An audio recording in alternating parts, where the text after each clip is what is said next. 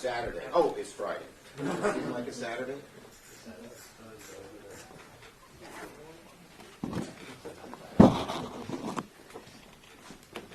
Okay. All right. Well, we're feeling pretty good. As you know, for years, many in Washington have promised to tackle some of the biggest challenges facing our nation, only to fall short. But with the Inflation Reduction Act, the Democratic-led Senate is delivering historic climate change legislation. We're delivering lower prices on prescription drugs. We're delivering lower energy costs, including your electric bill going down. And we're delivering on deficit reduction, as well as tax fairness. This is a very, very, very big deal.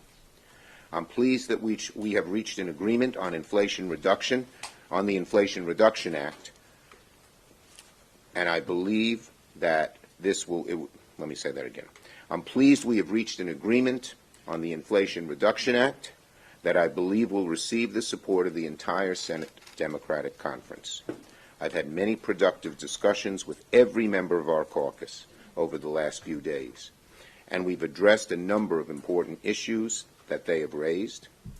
Make no mistake, the agreement preserves the core components of the Inflation Reduction Act, including reducing prescription drug costs, fighting climate change, closing tax loopholes exploited by big corporations and the wealthy, and reducing the deficit. We're now one step closer to enacting this historic legislation into law. With this bill, we're going to put our country on track to meet the climate goals we need to preserve for our planet, for the sake of our children and our grandchildren. With this bill, we're going to use the purchasing power of Medicare to ensure America's seniors have affordable access to life-saving medicines they need. The anguish of people having to pay, not being able to pay for medicines that may save their lives, will be greatly reduced. And with this bill, we are going to deliver our promise to close loopholes exploited by big corporations and the wealthy. Put simply, this legislation will save lives, create jobs, reduce costs, and reduce inflation. Just what the American people want, and that's why the American people are on our side. The American people know we've been pushing these priorities, and they overwhelmingly support what Democrats are doing. A recent Navigator poll shows 65% of Americans approve of our plan to lower drug prices, keep premiums low, and invest in clean energy. A Morning Consult poll found that over 70% of Americans, 70%, support letting Medicare negotiate prescription drug prices, which our plan will do.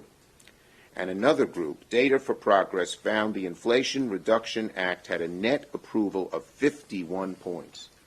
Large percentages of Republicans out in the country support this bill and its provisions. It's not hard to understand why Americans feel this way. Democrats are delivering for them. We're prioritizing the middle class, working families, those struggling to get to the middle class, instead of what Republicans do, prioritize those at the very top. Now, Republicans are scraping the bottom of the barrel for justification to oppose this bill. First, they said it would increase inflation.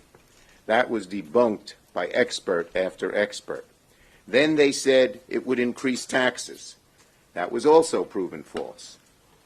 Now, actually, top Republicans are admitting it won't raise tax rates for middle-class families. They can't even seem to lay a glove on this. They don't know what to do. Then they said it would hurt job growth, and now we know this bill will create 9 million new jobs. So at its core, the Inflation Reduction Act is a life-saving, job-creating, cost-reducing bill. It's what the American people want. It's what the country so desperately needs. And it's what Democrats will deliver on in the coming days. The Senate is on track to begin consideration of the bill tomorrow. I want to thank the Office of the Parliamentarian and all of the committee staff on both sides of the aisle for their tireless work on the birdbath process, which is underway today. As most of you know, we didn't hold session today simply because we wanted the parliamentarian to be able to spend full time going through the birdbath. The parliamentarian and her team have dedicated long hours on this legislation, and they're working through the day to make sure the Senate's ready to act. Now, we're confident that at the end of the day, we will have preserved the core components of the Inflation Reduction Act. As I've said before, over and over again, nobody should expect legislation of this magnitude to be easy, but we have never given up. As I've told some of you, my father passed away in November, but he's still with me, and he taught me a lesson that stayed with me, and that is, if you're doing the right thing and you persist, God will reward you and you will succeed. We're going to keep working until we get the job done. Okay? We'll take questions. Yeah, go ahead, Jim. Thank you. You said that Republicans have not been able to lay a glove on this bill, but the Republicans were here at this lectern about an hour ago, and they talked about amendments that they are going to offer, make people take tough votes. That's not going to damage politically some of your members or force them to take challenges.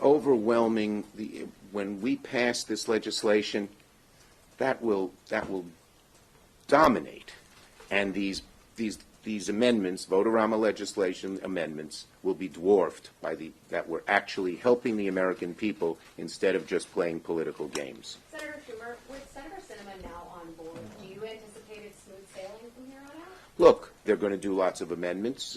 We don't know what else they will do, but I am, as I said, I believe we will have 50 votes to pass this legislation at the end of the day. Yes.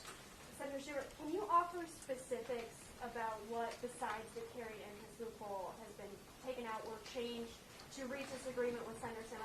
And then what do you say to progressives who are looking at, they lost the carried interest loophole provision, it's less money, that this is not what they thought it was going to be at the beginning of this? Okay, let me say a couple of things here.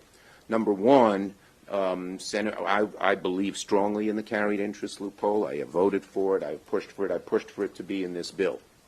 Senator Sinema said she would not vote for the bill, not even move to proceed unless we took it out, so we had no choice. The only other real change here is there is in the $313 billion that we gained from closing corporate tax loopholes, the corporate so-called minimum tax. A piece was taken out, but $258 billion of that remains, so the vast majority remains. But what we added is something that excites me and I think excites all Democrats and particularly progressives. We're adding in an excise tax on stock buybacks that will bring in $74 billion. By way of contrast, the carried interest loophole, as it was phrased, and we took the exact language the House had, was a $14 billion income. This is $74 billion, 5 times. And I hate stock buybacks.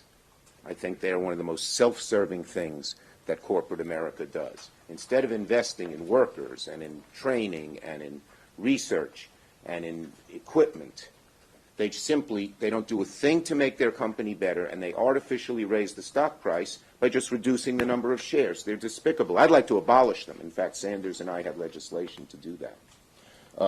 But to put this excise tax on, when I spoke to a good number of progressive legislators, they were excited about it. Yes? What is the effective date for that stock buyback? If you do it at the end of the year, I'll have to get you back on the date. Bonanza? I'll have to get you back. I don't know the exact date. Yes? Senator, 230 economists wrote letters to Congress saying that the Inflation Reduction Act would actually add to inflation. Penn Wharton's budget model said the same thing. If there's a chance that these people are right, is now the right time to do this, considering how high inflation is? They're wrong. The overwhelming majority of people. We just had Secretary Paulson, Republican Treasury Secretary, saying it's reducing inflation. We had 7 Nobel laureates say they're going to reduce inflation. I don't know who that list was, but the overwhelming majority of those who have looked at this, Mark Zandi, Republican economist, have said it will reduce inflation, and it's obvious that it will. You're cutting prescription drug costs. We're cutting energy costs, and we are actually increasing. We're spending $300 billion on reducing the deficit. So it's plain as it's as plain as the nose on your face that this will reduce inflation. Do you anticipate? Give us a sense of the schedule for the next couple of days. Well, we don't know. I mean, we're trying to try to get it done as quickly as we can, but there are things that some of our Republican colleagues can demand that would take time that we're not sure they'll do or not. Okay? Last one.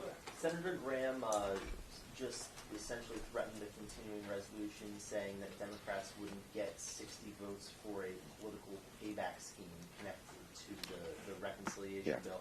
Do you have any reaction to that? Yeah, it's a long time. It's a long time away. Yeah, and then Okay, also thank you, on the- everybody. That's it. Thank you. When can we expect a explain ruling corporate from the minimum tax parliamentarian? change? Parliamentarians going all day. Senator, can you explain the corporate minimum tax change? Is there anything on droughting here?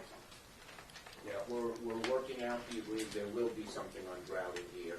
And the court, I explained it to you. It takes 258. There were two pieces taken out, but most of it stays in. Do Democrats have an agreement on amendments?